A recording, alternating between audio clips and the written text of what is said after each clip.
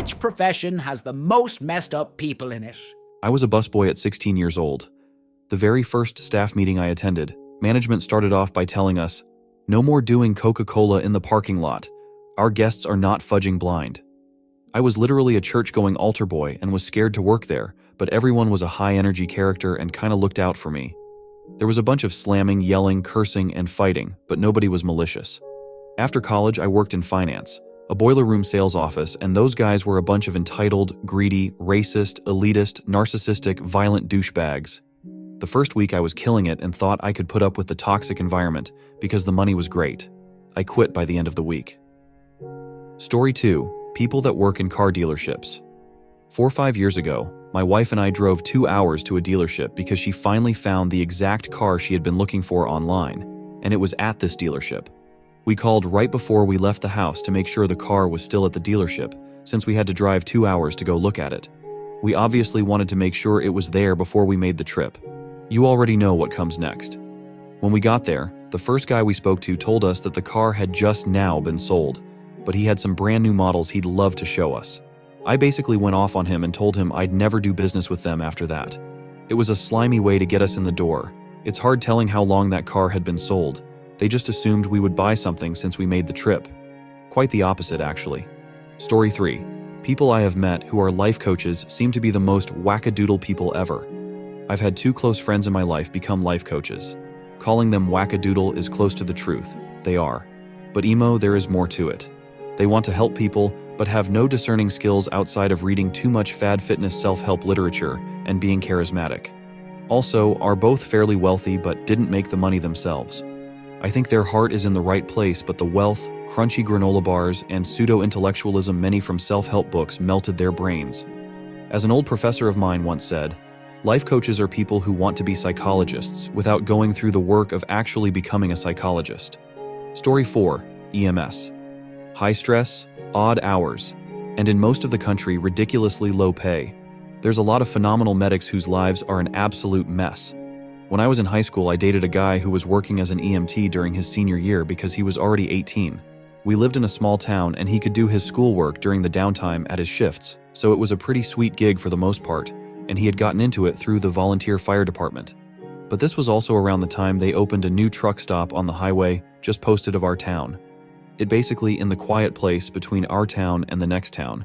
He ended up working a really bad scene one night when one of those trucks leaving the stop pulled out onto the highway and a minivan with an entire family from baby to grandparents hit the side of it going at least 60. He thought he was okay afterwards, but one of the people who survived was another teenager at our school, and he saw him in the hallway one day and just broke down. He dropped out and got his GED and applied for college right after that. So it was a good and bad thing, I guess. This was around 2000, so hopefully he's doing okay now. Story 5. Film industry. Lots of egomaniacs and emotionally unavailable individuals. 10-plus hour days with lots of unforeseen overtime back-to-back for weeks or months at a time. Then you end up unemployed for months at a time, gearing up for the next onslaught of work. Either always traveling for the job in the middle of nowhere or stuck in a studio. We say the shit runs downhill, so usually anyone in a higher position feels the need to belittle you. Barely anyone likes to take accountability and will quickly pass on the blame if they can. Again, usually to someone down the chain. Fast-paced, high-pressure environments. Crazy amounts of money riding on projects, lots of substance abuse and affairs. Rap parties especially go crazy. The city I'm from has a good film community, so I've had a blast so far, but have definitely endured abuse from the occasional interstate folk and heard other crazy horror stories. Story 6. Prison guards. My ex was a correctional officer at one point, and he quit because he couldn't stand how horrid the others were to the prisoners. He made the point that if you treat them all like animals, how to expect to rehabilitate prisoners. He wouldn't tell me a lot, because he said some of the things he witnessed were vile. He tried to be kind to the prisoners, not to the point of allowing them to run over him, but to show that he saw them as human beings. My ex isn't even that great of a person, lol, but I'll give him this one. My aunt has been in and out of the prison system the last few years. It's a long story, and while she did deserve to serve time, she is not a bad person. She's a broken woman who lost her child, fell into drugs to control her grief, and made some really bad choices. The COs she's told us about are horrid. They look down on all of them and treat the women even lesser than the men. They would treat her like she was a murderer or something, steal their mail, and wouldn't allow them to seek medical attention when they needed it. IDKY, in America of all places, we have allowed our prison systems to become so deplorable. I get they are there to be punished, but they are also there to be rehabilitated and returned to society as a more capable person. But they don't, because the prisons are just making them feel like they are nothing but trash. There's a reason that there is such a high rate of offenders returning to prison, because they are short of being tortured and are never given the resources or tools to get their life together. Not all prisoners are murderers, rapists, etc. Many are good people who made a bad decision, and probably when they were in a bad position in their life. Story 7. Honestly shocked, no one has mentioned the music industry scene, and at every level. Drug and alcohol abuse, domestic violence, sociopathy, and narcissistic abuse, bullying, gatekeeping, assault, etc., especially at the local level in everyone's local music scene. I used to play in bands for about a decade and did a decent amount of touring.